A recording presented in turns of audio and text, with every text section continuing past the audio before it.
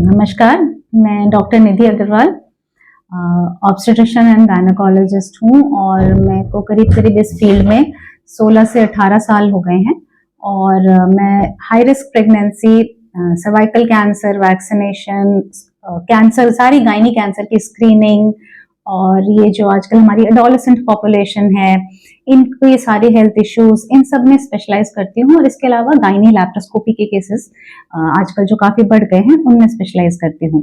पहले मैंने Maulana Azad medical college में 3 साल काम किया है, जहाँ मैंने बहुत हाई रिस्क केसेस मैनेज किए हैं और उसके बाद फिर मैं काफी समय मैक्स वैशाली में रही और आजकल मैं क्लाउड9 अस्पताल नोएडा और ईस्ट दिल्ली पटपड़गंज में मरीज थी।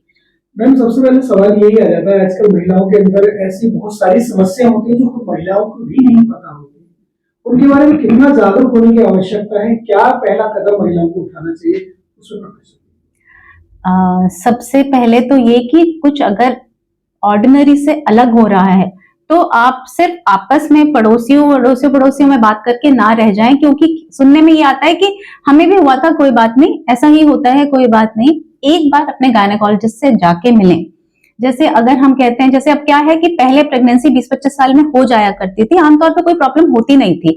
अब देखिए कितनी बार कहते थे घर में डिलीवरी हो गई, पर माँ भी ठीक है, बच्चा भी ठीक है, या जो पास का अस्पताल है वहां डिलीवरी करा ली।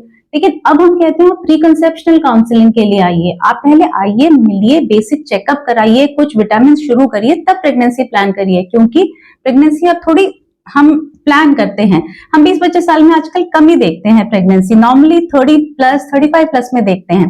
तो वहां भी नीड कि हमारा एक हेल्थ स्क्रीनिंग हो जाए, हम कुछ मिस आउट ना करें।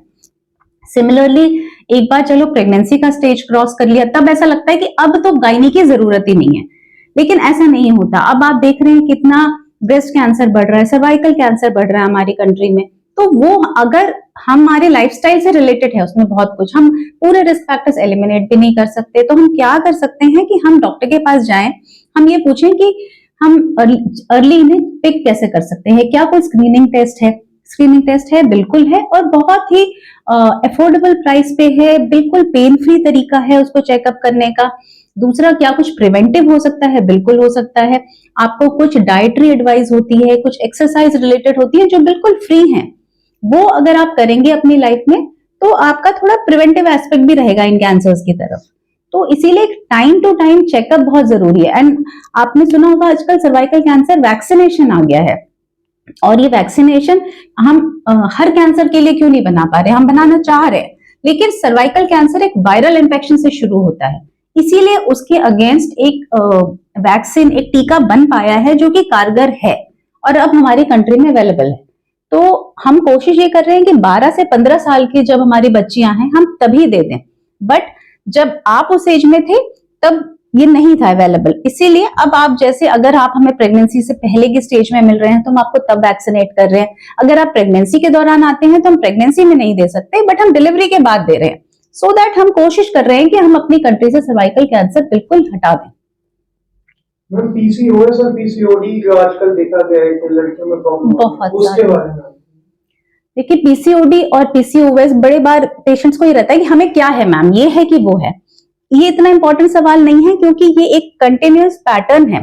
पहले आजकल एक नया टर्म आ गया पीसीओएम, उसमें क्या है, एक ओवरी इन्वॉल्व है। फिर पीसीओडी आता है, उसमें दोनों ओवरीज इन्वॉल्व हो गई। फिर पीसीओएस आता है, वो एक सिस्टमिक डिसऑर्डर हो गया कि जैसे कहीं ना कहीं आपकी शुगर भी थोड़ी गड़बड़ हो रही है, पूरी बॉडी इन्वॉल्व करने लगती है, और हमारे यंगस्टर्स में बहुत हो रहा है। कोविड के बाद तो आप समझिए कि एपिडेमिक सा हो गया है। कोविड से क्यों रिलेशन है, इसलिए रिलेशन है क्योंकि उसके बाद हमारे नंबर ऑफ स्टेप्स ही कम हो गए, हम वर्क फ्रॉम होम कर रहे हैं, हम ऑर्डर फ्रॉम होम कर रहे हैं, तो हमारा जो लाइफस्टाइल है ना वो थोड़ा सेडेंटरी होता चला गया, उसमें एक्सरसाइज, चलना फिरना सब कम हो गया, फटाफट सब कुछ ऑर्डर हो जाता है, तो अनहेल्दी हो गया। बेसिकली अनहेल्दी लाइफस्टाइल से हमारा हार्मोनल इम्बैलेंस हो रहा है, हमारी बॉडी में फैट बढ़ रहा है, उससे हमारा ये पीसीओडी की प्रॉब्लम्स हो रही हैं, जैसे इरेगुलर पीरियड्स, फेस पे एक्ने हो जाना, फेस पे हेयर हो जाना, और जो मैरिड हैं उनको फिर इनफर्टिलिटी और ये सारी दिक्कतें फेस करनी पड़ रही हैं। बट ये चीजें बहुत मैनेजेबल हैं। इसका जो मेन ट्रीटमेंट है वो लाइफस्टाइल मॉडिफिकेशन है। उसके बाद हमारे पास दवाइयां हैं, डिपेंडिंग अपॉन योर सिम्टम्स हम धीरे धीरे ऐड करते हैं। पर 50% आप समझिए, सिर्फ आपको समझने की जरूरत है कि आपके लाइफस्टाइल में क्या क्या बदलाव किया जाए जिससे कि हमें इससे थोड़ा आराम मिल जाए। आजकल एक हाई रिस्क प्रेगनेंसी वर्ड आपको काफी सुनने में आ रहा होगा। तो हाई रिस्क प्रेगनेंसी क्या है? हाई रिस्क प्रेगनेंसी वो है जो एक आमतौर पे जो हम पहले प्रेगनेंसी देखा करते थे और उसमें जो चेकअप या टेस्ट चाहिए होते थे, अब उससे ज्यादा आपको चेकअप और टेस्ट चाहिए। क्यों आजकल क्यों बढ़ रही है हाई रिस्क प्रेगनेंसी? क्योंकि हम प्रेगनेंसी थोड़ी लेट करते हैं। जब हम प्रेगनेंसी लेट कर रहे हैं तो हो सकता है तब तक हमें बीपी, शुगर, थायराइड रिलेटेड दिक्कतें ऑलरेडी हैं।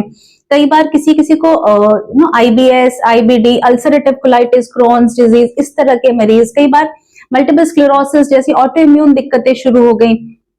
तो हमारे साथ ये हो रहा है कि प्रेगनेंसी भी है और उसके साथ एक और बीमारी का भी इलाज चल रहा है। तो प्रेगनेंसी वो हाई रिस्क बन जाती है क्योंकि अब कुछ दवाइयां हम दे सकते हैं, कुछ दवाइयां हम नहीं दे सकते हैं। तो हम आपको ये सजेस्ट करते हैं कि आप एक बार प्री कंसेप्शनल काउंसलिंग के लिए आइए, अपना चेकअप कराइए। अगर साथ में कोई दिक्कत आ रही है तो क्या आप वो दवाइयां ले रहे हैं जो आपको लेनी चाहिए, या क्या जो आप दवाइयां ऑलरेडी ले रहे हैं वो सेफ है प्रेगनेंसी के साथ या नहीं। वो एक चेकअप हमारा प्री कंसेप्शनल पीरियड में हो जाता है।